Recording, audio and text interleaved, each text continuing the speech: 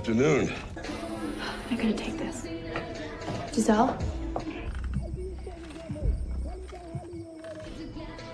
Tell me everything. I need to go to Mexico. Why would you want to do that? Because I found my father. I need to hear it from him. I need to understand why he would just do that. Because he's not a good man. Maybe he's changed. Men like that don't change. It only gets worse. Gabrielle, I care for you like a daughter. As long as I'm around, he's never gonna hurt you again. All right. I appreciate you so much for helping me find my dad. Me la voy a chingar. I'll go see Omen. Here it is, 172. Go on, get your daddy, girl.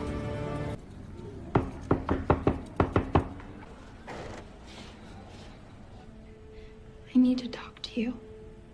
I'm just trying to understand why you would just go like that. How did you find me? Why did you leave us? You don't need to come back. I know it's hard to understand. Because one day, I looked at your mother and you and realized you both didn't mean anything to me anymore.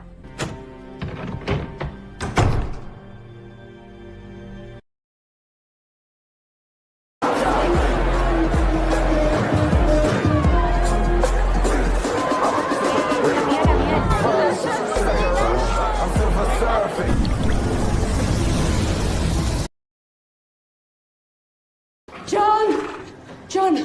What's the matter? Jennifer went to Antonia's. She went to Mexico. What? She said, Carl, Gabriela went to see her father and never came back. Did you get the address? And her father's too.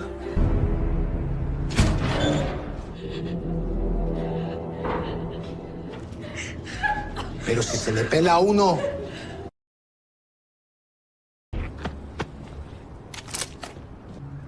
¿Qué haces aquí? Esta puta es de nuestro corral.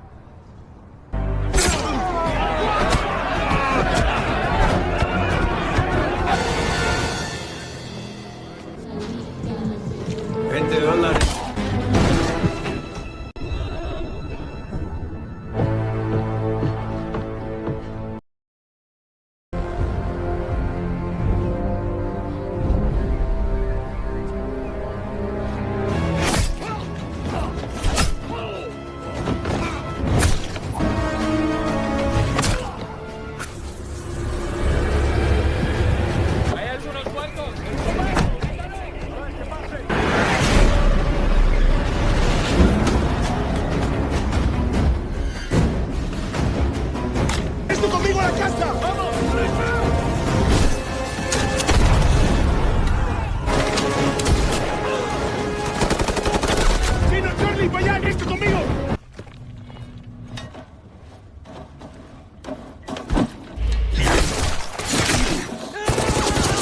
Órale, pues.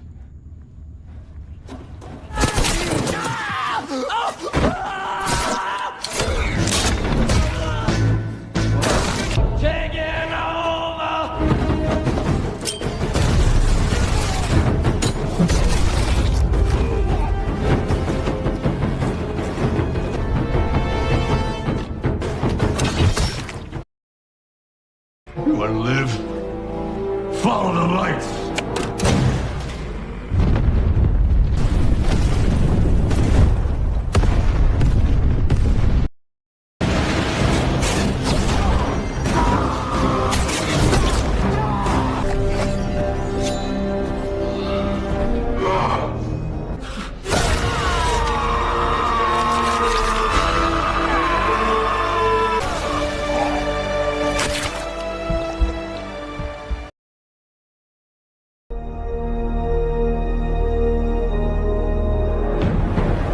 "11 years after the events in Burma, Rambo now lives in Bowie, Arizona, managing his family's heritage horse ranch.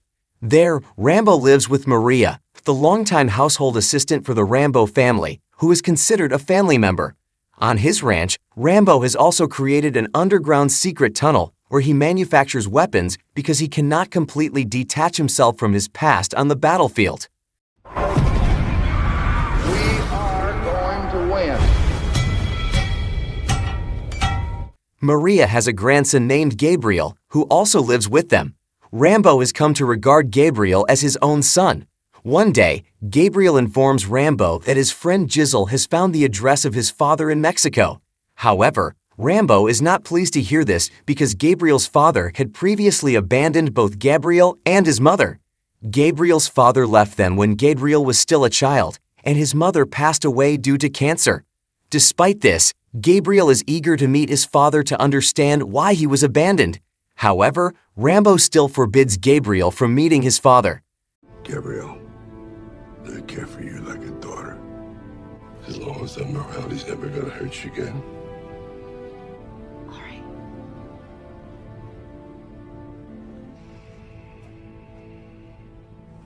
The next day, Gabriel and Maria argue because Gabriel decides to go to Mexico to meet his father.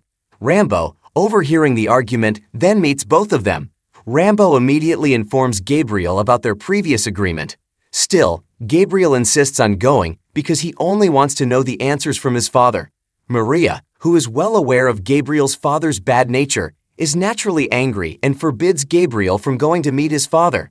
Maria even tells Gabriel that Rambo once kicked his father out of the hospital because he had beaten his mother, who was suffering from cancer.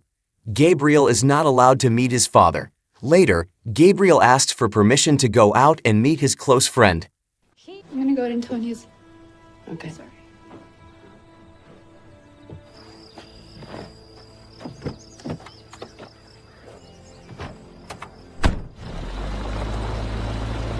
On the journey, Gabriel continues to think about his father and decides to go to Mexico without Rambo and Maria's knowledge. Upon arriving in Mexico, Gabriel immediately meets Jizzle at her home. After a brief conversation, Jizzle immediately takes Gabriel to meet his father. Meanwhile, back at the ranch, Rambo starts feeling anxious and suspicious because Gabriel has not returned home by evening. That night, Gabriel and Jizzle arrive at their destination. Later, Gabriel rushes to meet his father who lives in an apartment. When they meet, without hesitation, Gabriel asks his father why he left them. His father responds that both of them meant nothing to him, which is why he left them. You don't need to come back.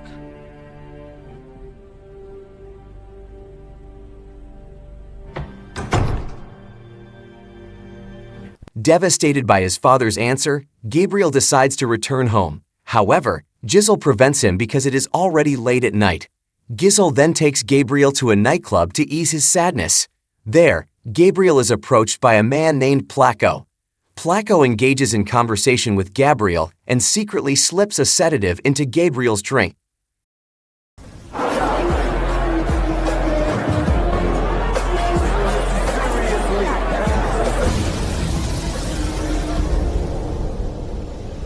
Hugo Martinez, the leader of the Mexican prostitution syndicate, meets with his business associate.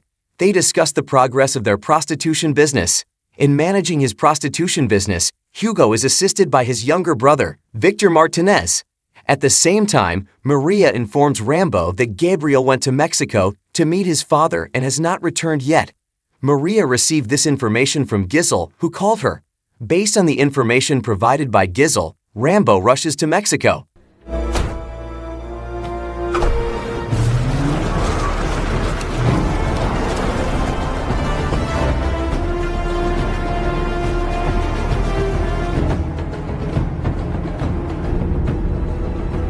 Gabriel and several kidnapped girls are to be employed as entertainers. Victor threatens to kill anyone attempting to escape. Upon arriving in Mexico, Rambo immediately meets Gabriel's father and inquires about Gabriel's whereabouts. However, Gabriel's father truly has no idea where Gabriel is. Rambo believes that all these problems are due to Gabriel's father's mistakes. Failing to get information from Gabriel's father, Rambo meets Jizzle at her home. Jizzle tells Rambo that after Gabriel was kicked out by his father, she took him to the nightclub, and they were separated there. She does not know where Gabriel is at that moment. However, Rambo realizes Jizzle's lie when he sees her wearing Gabriel's bracelet. Rambo then threatens to harm Gizel if she does not immediately take him to the nightclub and reveal who kidnapped Gabriel. You're gonna take me to that club. You're gonna show me who she was with.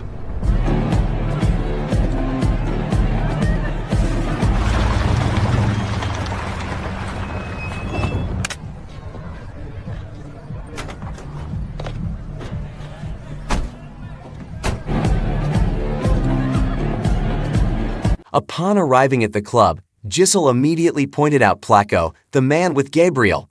Rambo then instructed Gizel to leave and waited for the right moment to approach Placo. At the same time, a woman also observed Rambo and Placo. When Placo left with his female companion, Rambo followed them from behind, as did the woman who had been watching them. In the parking lot, as Placo was occupied with his female companion, Rambo approached and attacked him.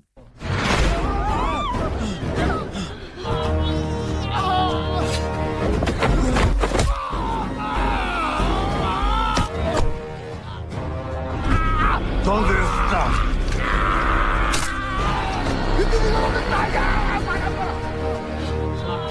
Start telling me where she is or I'll break it off.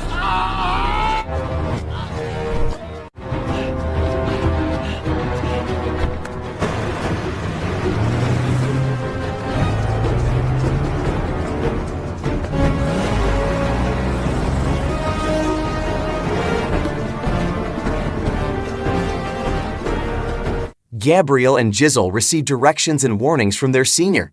He stated that they had to serve around 40 to 50 men and must not dare to attempt an escape.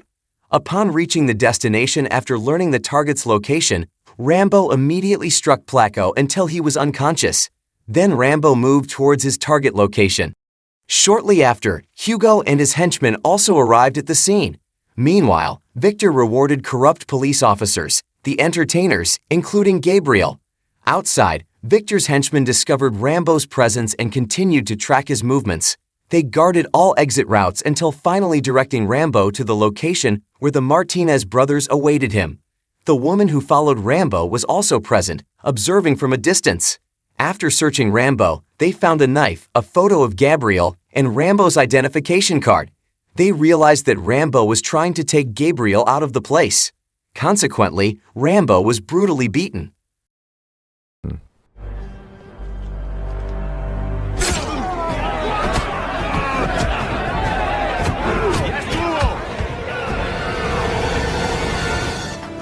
Como a este hijo de la chingada y a su puta también.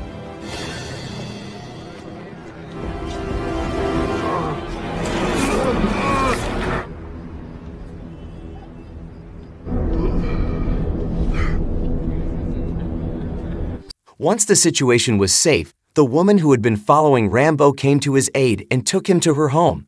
At the same time, Victor approached Gabriel, showing Rambo's identification card. Then Victor injected heroin into Gabriel's body and injured Gabriel's cheek, similar to the wound on Rambo's cheek.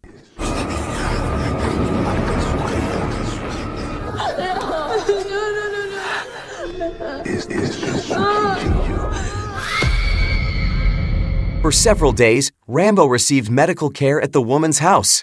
During that time, Gabriel was continually injected with heroin and forced to serve many men. After a few days of recovery, Rambo, who had healed, inquired about the identity of the woman who had helped him. The woman's name was Carmen Delgado, an independent journalist. Carmen told Rambo that she had long been investigating the Martinez brothers syndicate because her brother was also a victim of their crimes. Her brother was kidnapped and found dead 3 years ago due to an overdose. Rambo then asked for Carmen's help to locate where Gabriel was.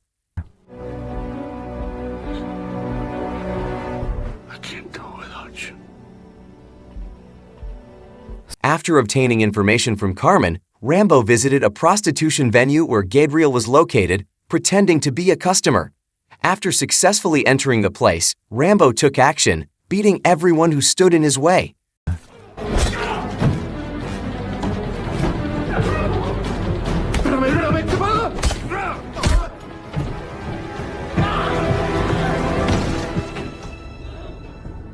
Rambo finally found Gabriel in a pitiful state due to an overdose. Then, Rambo hurriedly brought Gabriel back to Arizona. Shortly after Rambo and Gabriel left, the Martinez brothers learned about Rambo's actions from their henchmen. Victor wanted to find and kill Rambo, but Hugo prohibited him, considering it unnecessary. On the way back home, Rambo returned Gabriel's bracelet.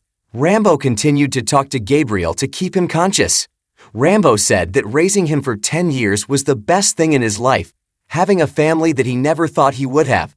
He was very grateful and thanked Gabriel for giving him that hope. After hearing Rambo's heartfelt expression with his remaining strength, Gabriel apologized to Rambo and took his last breath. Upon arriving home, Rambo immediately approached Maria and informed her that Gabriel had passed away. Gabriel? Gabriel.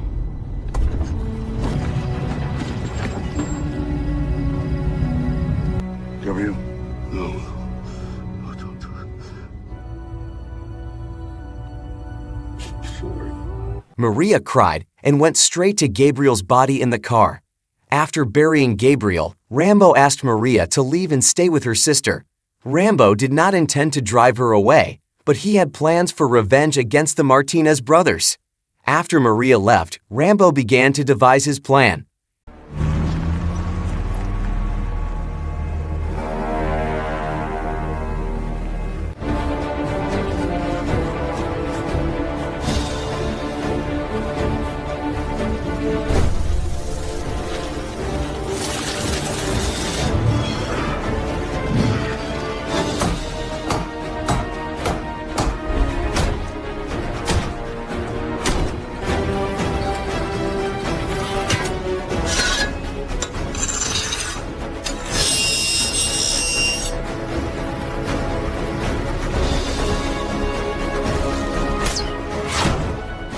After outlining all his plans, Rambo returned to Mexico to meet Carmen.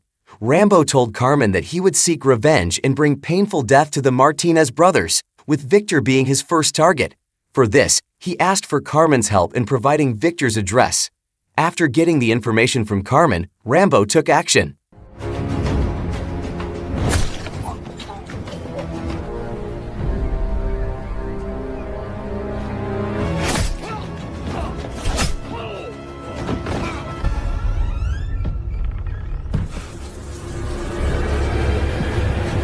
On the way back home, Rambo disposed of Victor's head on the road. At the same time, Hugo, who came to Victor's house, found his brother dead in a gruesome condition. Near Victor's body, Rambo left a photo of Gabriel. With Rambo's identification card they had, Hugo immediately gathered his armed henchmen. Afterward, they headed to Arizona. The next day, they arrived at Rambo's ranch and were greeted by the traps Rambo had prepared.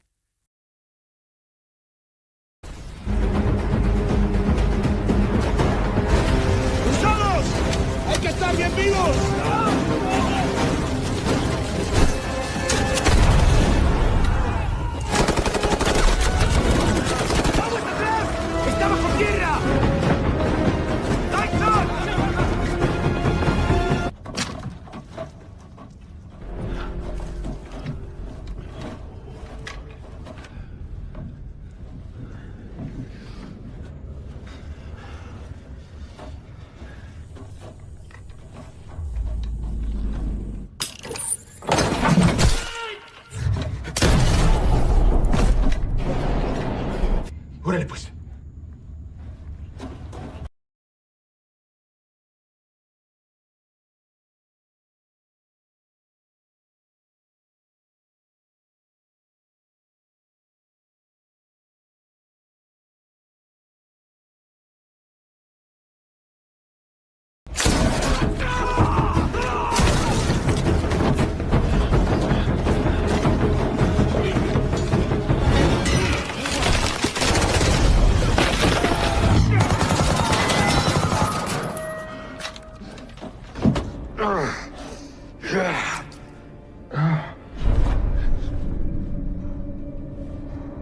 Rambo deliberately left Hugo alone in the tunnel. Through a communication device belonging to Hugo's henchmen, Rambo told Hugo that he would feel his anger and hatred as he ripped out his heart. Then Rambo detonated the tunnel and guided Hugo to follow the lights in the tunnel to safely exit.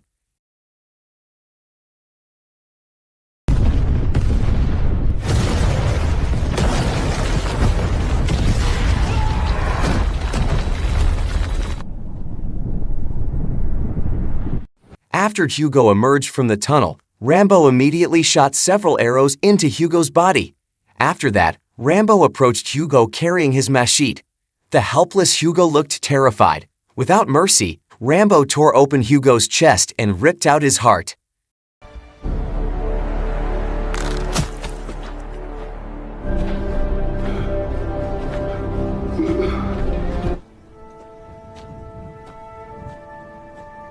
With the remaining strength he had, the severely injured Rambo then went to the front porch of his house and sat there. While enduring the pain, Rambo said to himself, "I tried to come home, but I never made it. Part of my mind and soul got lost along the way, but my heart remains where I was born and where I fought until the end. The only family I knew, the only home I knew, and everything I cherished are now gone. But I will fight to keep their memories alive forever."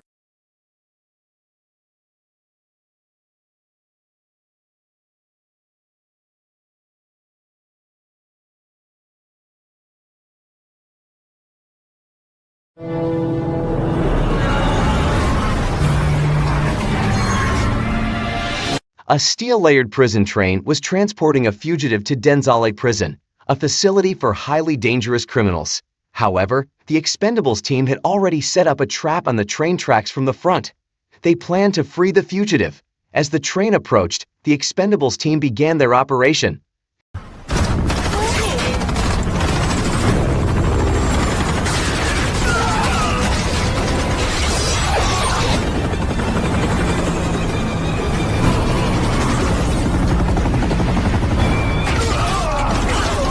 The Expendables successfully infiltrated the train and freed the fugitive named Doc, an old friend of Barney and a former Expendables member. Instead of leaving immediately after being freed, Doc attacked the guards on the train intentionally. Doc did this out of anger towards the authorities at Denzale Prison. He deliberately maximized the speed of the prison train to destroy Denzale Prison.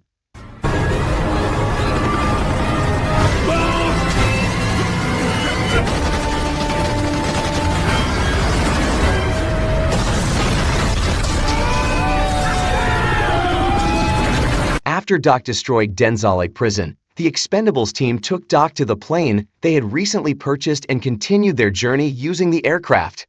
During the journey, Doc got acquainted and chatted with the Expendables members. After talking with the Expendables members, Doc approached Barney. Barney informed Doc that they wouldn't be going home right away because the Expendables had a mission to capture an illegal arms dealer named Victor, who would conduct a weapons transaction at a dock in Somalia. Sometime later, the Expendables team arrived in Somalia, where they met Caesar, who was disguised as a fisherman. They then proceeded to the dock using a speedboat. Upon reaching the dock, Barney, Lee, Tool, and Doc sneaked in to locate their target, while Caesar and Gunner observed from a distance. After eliminating several guards, Doc took control of heavy machinery to lift Barney, Lee, and Tool onto the cargo, allowing them to observe from a higher vantage point. Victor arrived shortly after with a helicopter. However, Barney and Doc were surprised to see that Victor was actually their old friend, Stonebanks. Stonebanks, one of the founders of the Expendables, who was previously thought to have been eliminated by Barney due to his evil actions, had survived. Seeing Stonebanks alive, Barney immediately opened fire on him. Stonebanks!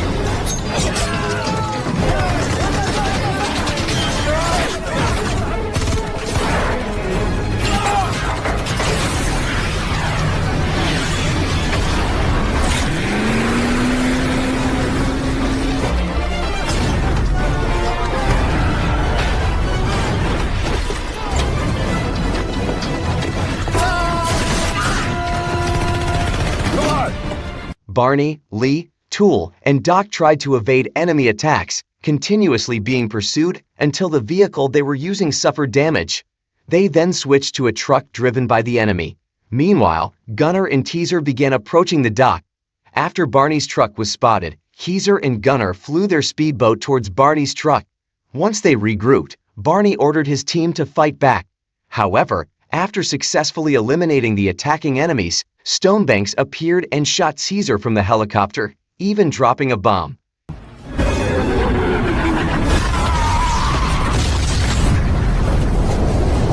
After the explosion subsided, Barney and his friends tried to provide assistance to Caesar, but their efforts were in vain, and Caesar's condition worsened.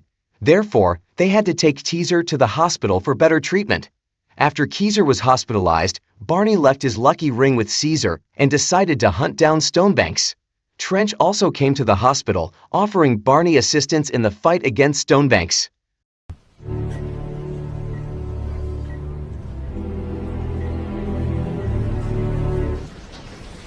Not yet. Barney then met Drummer, the CIA's head of operations assigned to replace Church. Drummer was angry at Barney for letting Stonebanks escape. Drummer gave Barney one more chance to capture Stonebanks. However, if they failed this time, Barney and his team would be imprisoned on charges of embezzlement. You mind? As the mission endangered the lives of his team members, Barney gathered his team in a bar and informed them that he wouldn't be assigning them anymore. Barney also suggested that they enjoy the remainder of their lives. Hearing this, they all felt disappointed because, during their work, they were always ready to die for the Expendables. Live your lives while you can. Barney then went to Las Vegas to meet his old friend, Bonaparte. Barney asked Bonaparte to find new, younger members for the Expendables.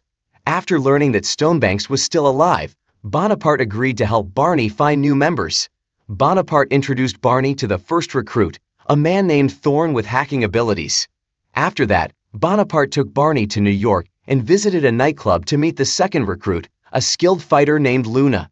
Next, Bonaparte took Barney to Arizona to meet the next candidate, Galgo. Initially, Barney thought Galgo was a strong and energetic young man, but after Galgo removed his mask, Barney refused to let him join because Galgo was not young anymore. Galgo pleaded for a chance, but Barney still rejected him due to his age. This shit has got to stop. This is the third time this month. God damn it! But what am I gonna say? It's a young man's game. Barney and Bonaparte then visited an airbase in California to meet the next recruit, a young man named Mars, skilled in using weapons. Barney liked him and immediately included him in the team. After that, Barney and Bonaparte went to Mexico to meet the last recruit, a man named John Smiley, who was engaged in a fight. John, a former Marine turned fighter, lost the fight, but Barney was still interested in him and recruited him into the team.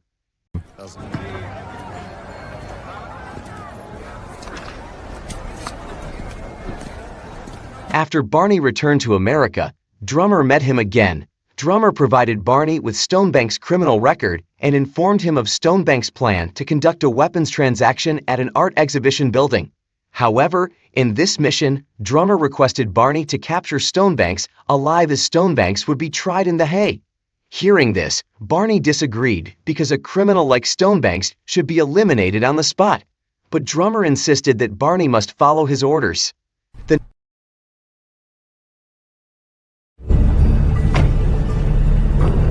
next day, Barney, with his new team, prepared all the equipment to capture Stonebanks.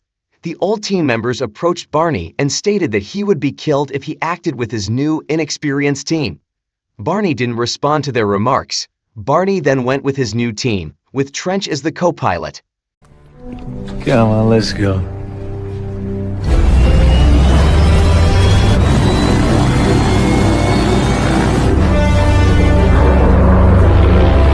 During the journey, John forced Barney to reveal the reasons they were assigned to capture Stonebanks.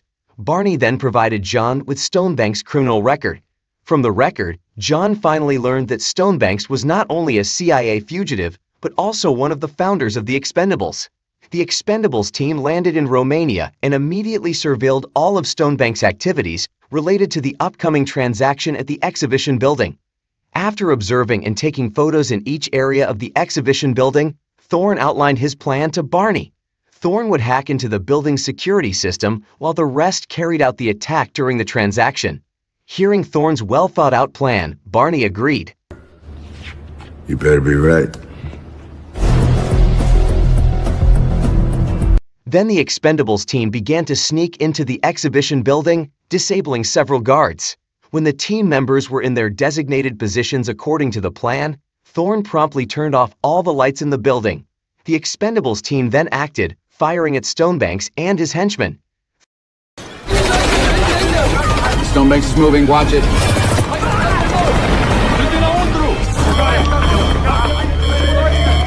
Thorne locked all the room doors inside the building to guide Stonebanks into a room he had prepared. In that room, Luna was waiting and promptly incapacitated Stonebanks. Barney and his team then transported Stonebanks by car to the airbase. During the journey, Stonebanks shared with the new Expendables team that he and Barney were the founders of the Expendables. However, he turned away upon realizing that the illegal arms trade was more profitable than engaging in dirty jobs with the Expendables. Shortly after, their car was attacked by Stonebanks' henchmen.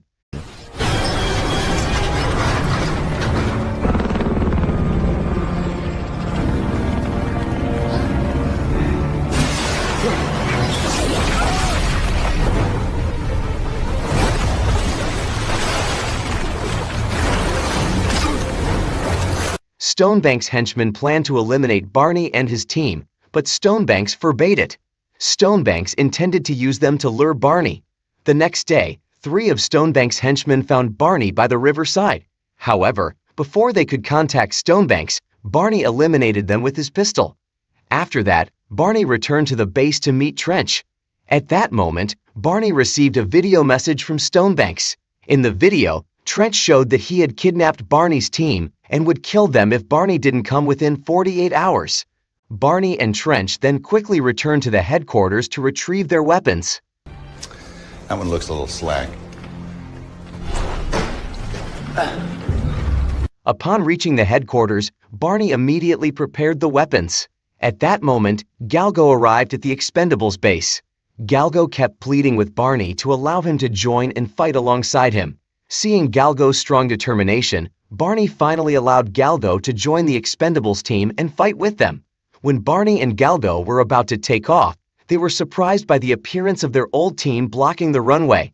Seeing that his old team didn't want to part ways, Barney allowed them to join him. Come on! We're late for a war!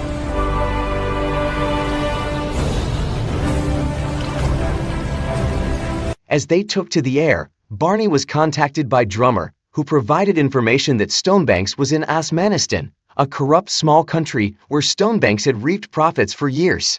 Drummer also decided to assist Barney directly. Then Drummer went to the base and met with Trench and Yang, who was now working with Trench.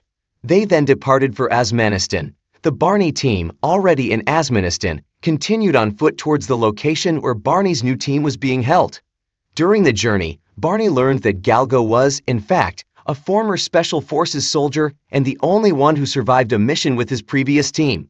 Upon hearing this, Barney felt proud of Galgo and no longer underestimated him. Thank you. Yeah, I was listening. After walking a considerable distance, they finally found the building where Barney's new team was held. There, they easily located Barney's new team and freed them. But through a television, Stonebanks communicated and informed Barney that he had planted C4 bombs in every room of the building, set to explode in 45 seconds. Thorne attempted to disarm all the bombs by hacking them using a device brought by Gunnar. Unfortunately, the device's battery was only 9%. If the device died, all the bombs would explode. After Thorne successfully disarmed all the bombs, Stonebanks immediately sent Asmanistan army troops to eliminate the Expendables team.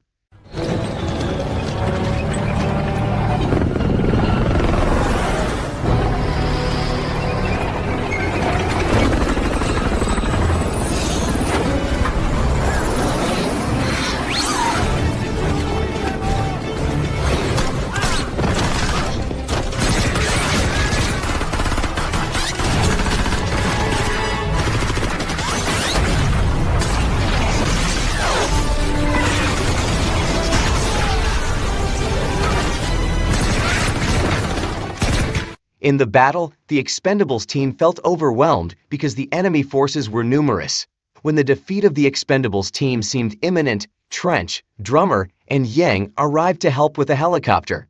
Their arrival allowed the Expendables team to resist. The Expendables team even managed to defeat half of the enemy forces. However, they began to lose hope of winning after seeing Stonebanks sending more troops. Knowing this, Drummer asked the Expendables team to board the helicopter and leave the battlefield. Seeing that the Asmonistan forces couldn't eliminate the Expendables team, Stonebanks decided to intervene. Stonebanks then approached the building, the battleground, and challenged Barney to a one-on-one fight.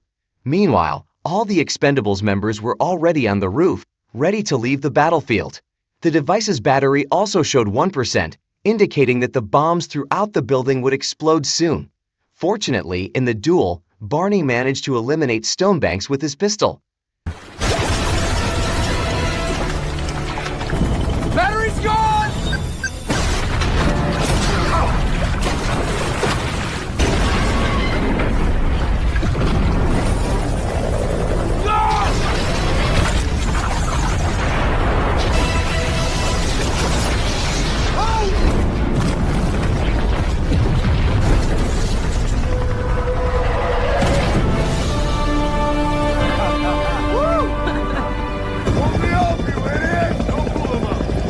Sometime later, the Expendables team returned to America to celebrate their success and Caesar's recovery. Caesar also returned Barney's lucky ring to him. Now, Barney had many members whom he considered family. Demented father. Love lost such a cost.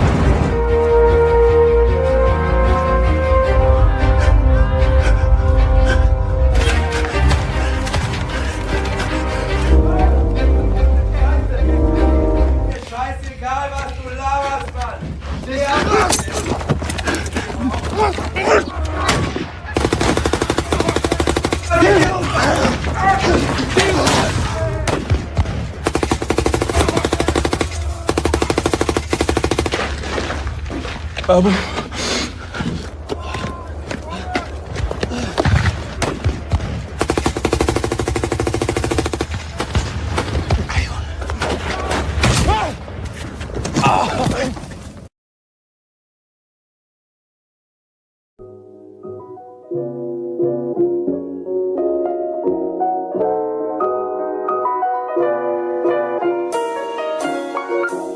Thank you for clicking on this video. This time, Underline Movie will tell the story of the film titled Father and Soldier, released in 2023. Based on a true story, this film depicts the struggle of a father trying to take his son out of the battlefield after they were recruited against their will to fight for France in World War I. How does the full story unfold? Let's find out together.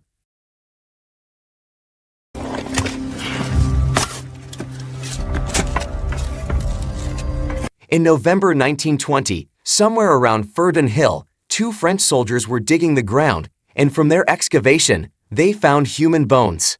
The story flashes back to 1917 in the village of Futatoro, Senegal, Africa, where a father named Bakary was herding cattle with Thierno, his son.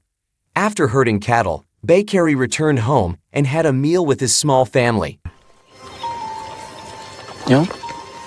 Aman ka dyan, ma? The next day, Bakary heard news from the villagers that the French would come to their village to forcibly recruit the youth. making them soldiers the next day. Bakary told his son to hide with the other young men because the French would come to their village. But when they were about to hide, a group of African soldiers led by French soldiers ambushed them.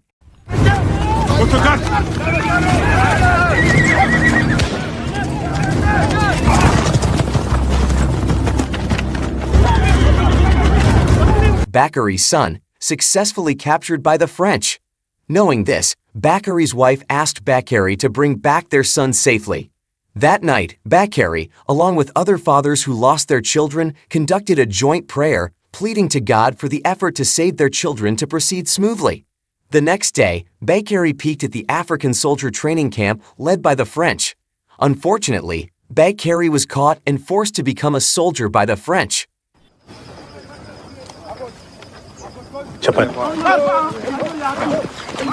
At night, Bakary sneaked around, trying to meet his son. After meeting his son, Bakary immediately took his son and the young men forced to become soldiers out of the camp. The other young men managed to escape from the camp, but unfortunately, Bakary and Thairno were caught. Bakary and his son were then confined and imprisoned in an underground hole.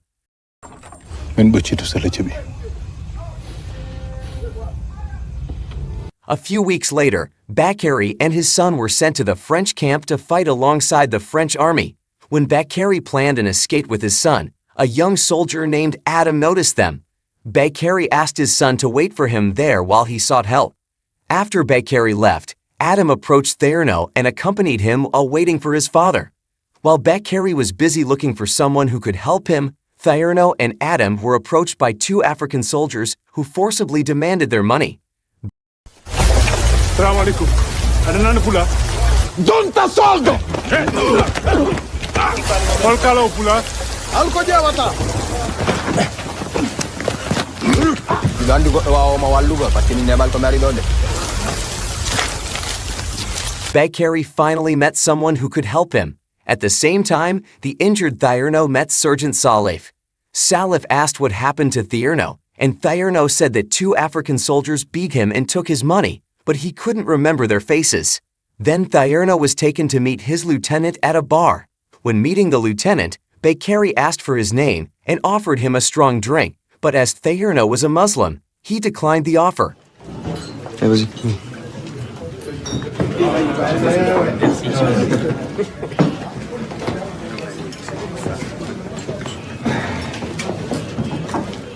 The person who could help Bakary was named Muhammad. Bakary told Muhammad that he and his son were trying to find a way not to go to the front lines.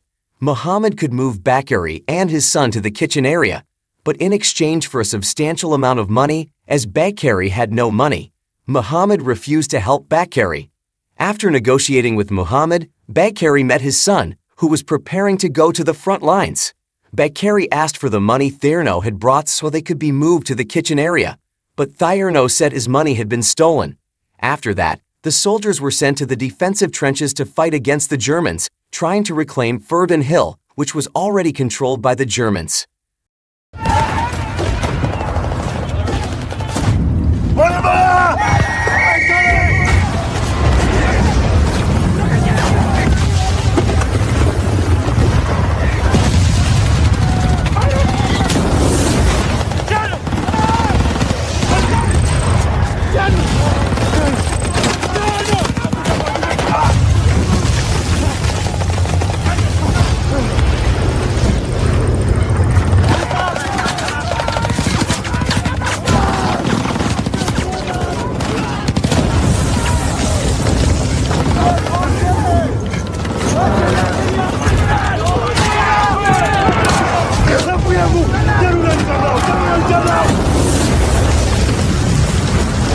The French side lost in the battle and failed to retake Verdun Hill.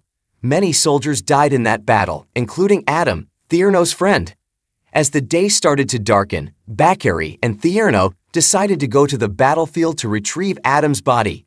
After successfully bringing Adam's body to the defensive trench, they covered it with a cloth and prayed for him. The next day, the soldiers returned to the camp because they were soundly defeated by the Germans. Upon arriving at the camp, Thairno was asked to report to the lieutenant due to their bravery on the battlefield. the lieutenant promoted both of them to corporal, replacing the corporals who fell in battle. À vous, le capon. Salif. Allez. Thierno then met his father and told him that he had been promoted to corporal.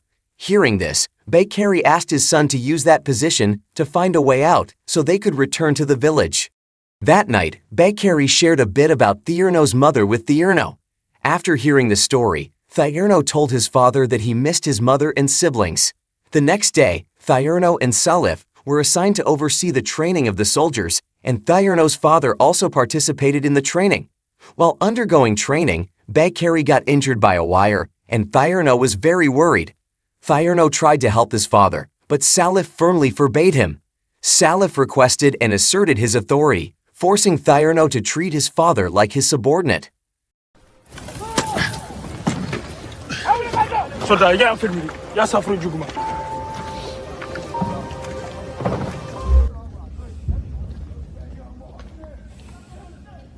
The next day, Bakary tried to explore the camp area to find a way out. While exploring the camp area, Bakary met a soldier named Bahram. Bahram knew that Bakary was planning an escape, and as it turned out, Bahram was also planning the same thing. Therefore, he invited Bakary to collaborate. Inside a warehouse, Bahram explained to Bakary that they could escape through a secret route and return to Africa, but they needed a significant amount of money to execute their escape.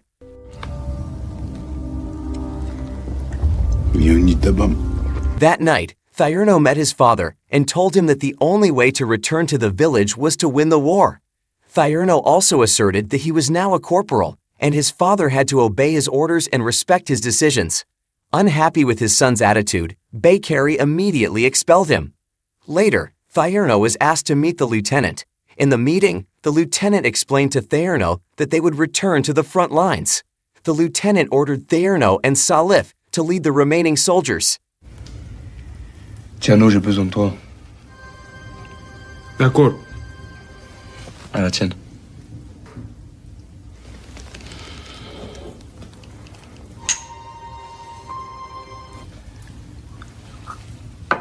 Several days later, the soldiers returned to the defensive trenches to prepare for an attack. The lieutenant, along with Sergeant Salif and Thierno, moved first to destroy the German machine guns, while Bakary and Bahram could only sit in silence, waiting for further orders. Moments later, gunfire was heard. In an attempt to destroy the German machine guns, Sergeant Salif was shot and seriously injured. Salif eventually breathed his last. Mirza! Salif! Hey, Mirza! Salif!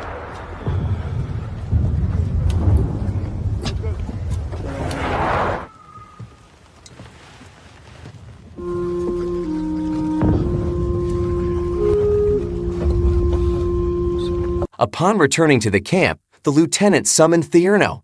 Lieutenant General learned that Bakary was Thierno's father. The lieutenant explained to Thierno that Thierno and his father had to be separated into their respective units. After that, Thierno met his father and explained that his father would be sent to another regiment, but Bakary would not let his son die in battle. Hearing this, Thierno felt angry with his father and left.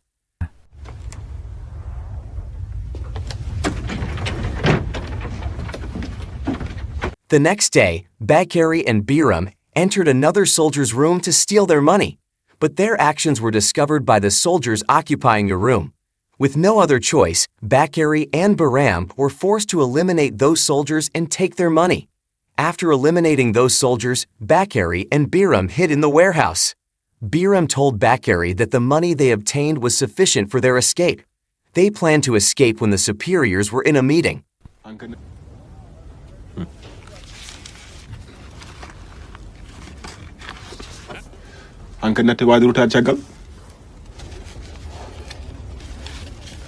The next day, Bakary saw his son casually discussing French women with other soldiers.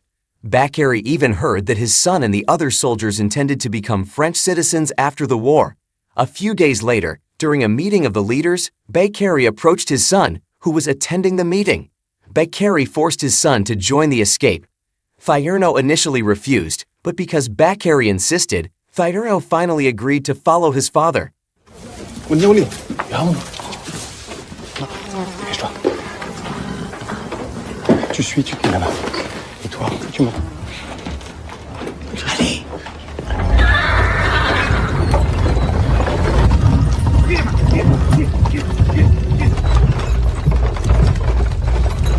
On descend là, vite. Allez, on perd pas de temps. When continuing the escape, Bakary was surprised to find that his son was no longer on the train. Bakary decided to return to fetch his son because he did not want his son to die in the battle.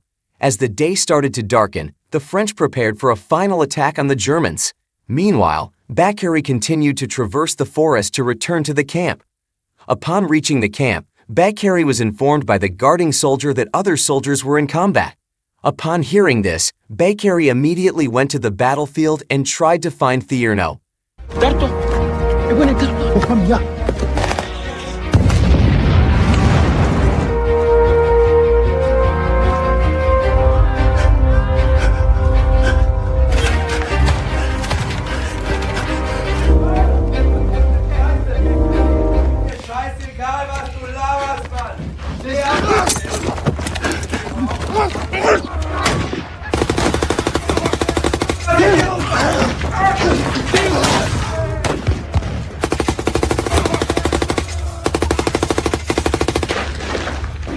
Ah bon?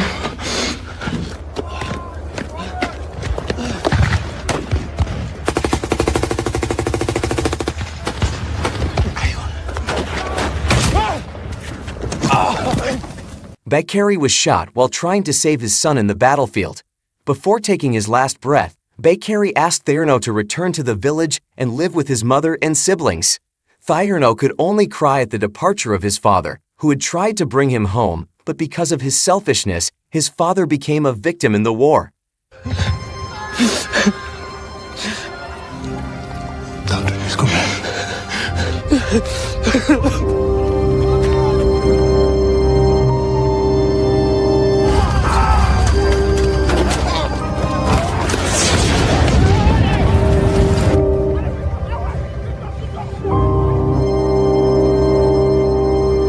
After successfully capturing Verdun Hill and receiving a medal from France, Diurno fell silent and cried, regretting all his actions just for that award medal.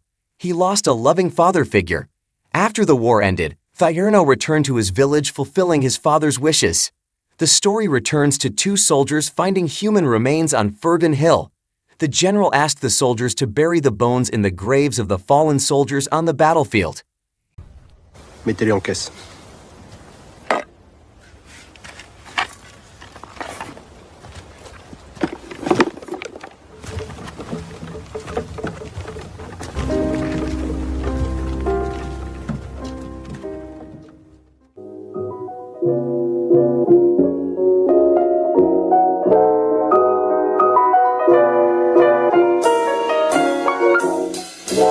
In November 1920, unidentified human remains of soldiers in French uniforms were found on the battlefield of World War I. Afterward, the bones were properly buried in the graves of the fallen soldiers.